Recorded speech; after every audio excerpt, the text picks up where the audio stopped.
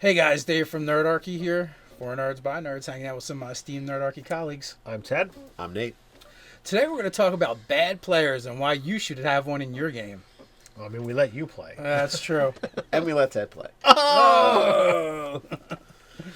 So, bad players, I can think of a few, and I used to be one. So, I don't know, are we going for bad players like inexperienced and kind of lame, or are we going for bad players like you totally wreck my game every time? Well, I mean, There's different levels of bad. Let's Okay, start so off different there. levels of bad. all right. So with the inexperienced player, I mean, we all started So somewhere. a poor player rather than a bad player.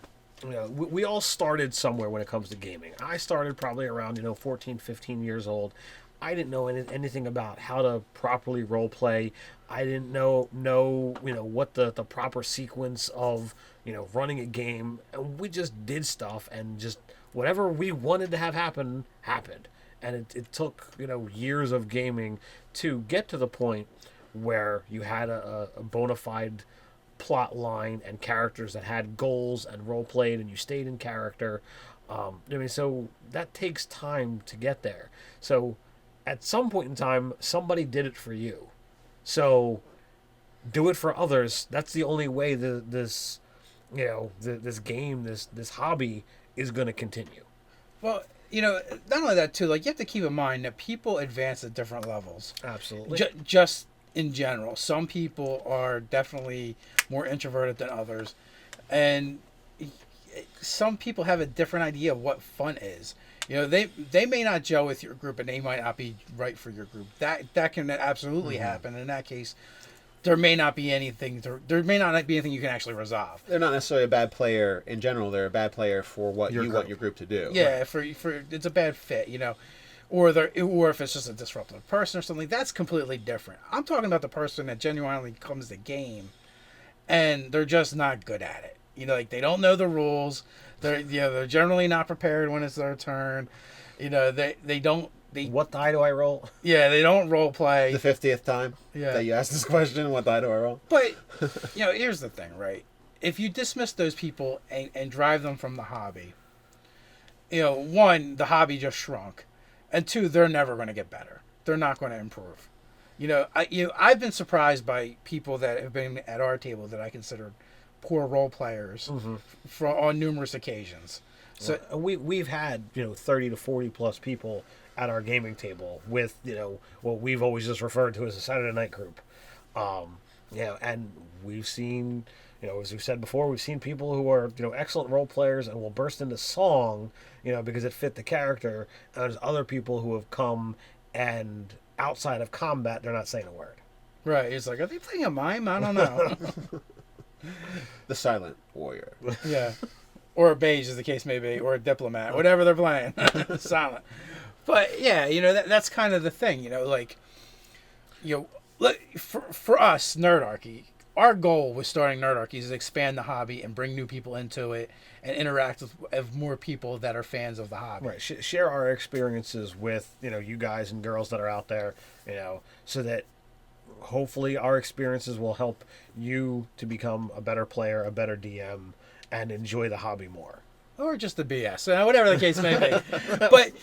But so my point is, like, there's been times when our group has dwindled down to like 3 people, and a GM. So like, we had the players that we had, that whether they were awesome or they sucked, those were the people you were playing with if you wanted to play. Right. And that's the other thing. How bad do you want to play? Like, I know some people are like, oh my God, these guys are beneath me, so I would just rather not play. And if you're that asshat, then that's fine. That's what you're going to do. But for me, I'd rather take, inept players and work with what I have and maybe help elevate them, Right. And the truth of the matter is, eventually, one of them is going to to surprise you. They're going to come into the urn. Yeah. Some people takes longer. So than as a others. DM, when you're dealing with that kind of player, in game and out of game, find out what is going to motivate them. Find out what is going to make that character player interact with what you have going on. Even if for a session or two you totally just make it about that character, that's going to kind of force them to open up and experiment with the actual role playing that they might feel like a little shy about or uncomfortable with. But if you go down that road, as you said, they might utterly surprise you, and it might just open them up. And next thing you know, now you've got another fantastic role player at your table, and you can use that. And from then on, they're great. Like, actually, like, Nate's getting ready to start a brand new game with all new players that haven't played before.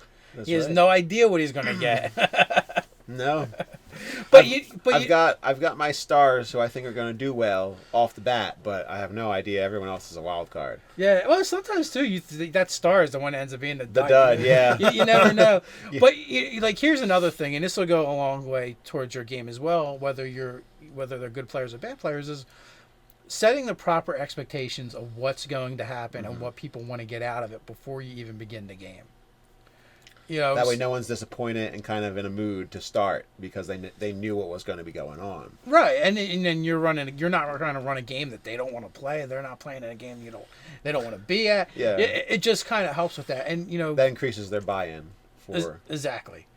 And then the other part of it is too, like, if you have those players that you don't consider particularly good players at your table, just at the end of the day, just remember they're people. People have good days and bad days, and you should try and connect with them. Maybe they got stuff going on in their life, and that distracts them at the table and causes problems for them. Sometimes just being a friend at the table and talking non-gaming stuff will give you more insight into that person and help you make them a better gamer, a better role player. And it could be an issue of how comfortable they are with people. So, in general, or with your group of people. So, if someone comes into a group, no one else, they kind of know some people, they're kind of friends with people, but maybe they don't know you, or so it seems like they're kind of standoffish with you. Well, so that could be just your personal experience, and everybody else says, "Oh yeah, everything's fine with that person." Right, and a good example too is like you come to the table and you got us three, and Ryan, and Mark. Right, we've all been known each other for a long time. If you just met us and just showed up to the table for the first time, it might be just intimidating and overwhelming, feeling like the fifth wheel kind of thing on the bus. We only have to learn one new person, and you've got to learn, five more, or however many people we have at the table. So, and especially, let's face it, we're gamers, and in this hobby, there tends to be a lot of introverts. So it's kind of like traumatic to these people. So some of them. So that's some of my thoughts on it. Well, I think we've we've put it out there. Just work with them. As I said, in game, out of game, get them involved, and they'll surprise you.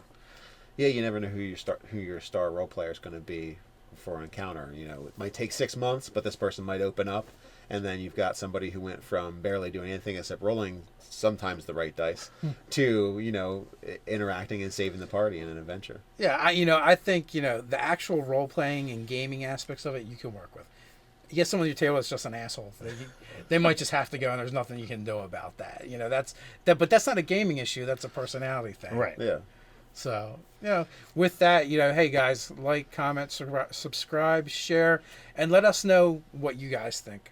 You can check us out on Facebook. You can also check us out on Reddit. And with that, stay nerdy.